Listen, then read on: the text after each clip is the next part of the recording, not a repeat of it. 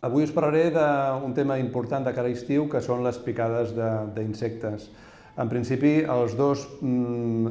principals insectes que ens poden donar més la problemàtica durant cara a estiu és les picades de mosquits i també el contacte amb les meduses a l'aigua.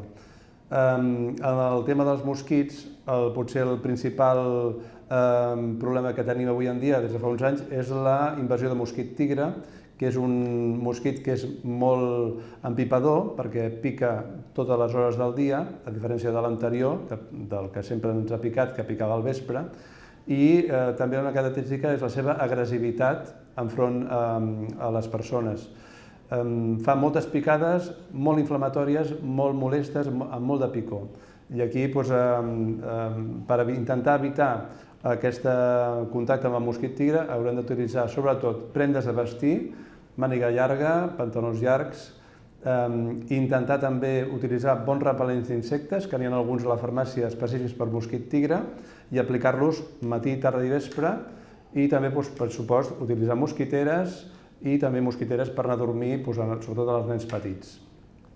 Un cop t'han picat, has de buscar remeis, que principalment són compreses secants, corticoides tòpics i pastilles o xarops antihistamínics. Això seria potser el més interessant de cara al mosquit tigre.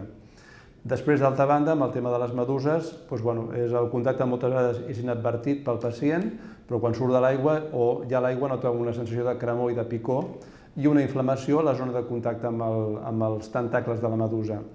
Aquests tentacles donen molta picor un cop s'han clavat a la pell i el que hem de fer és intentar retirar-los amb suavitat, ficar compreses amb aigua salada, mai dolça, i intentar posar compreses secants, per exemple, amb vinagre, que això es pot aconseguir en qualsevol lloc de platja, i un cop ja ha fet la reacció s'ha de fer un tractament amb també una mica compreses secants, ensurt fisiològic, per exemple, corticoides tòpics i també pastilles o xarops antihistamínics. I si segons el cas, o depèn del lloc on hagi picat, s'ha d'acudir a un servei d'urgències.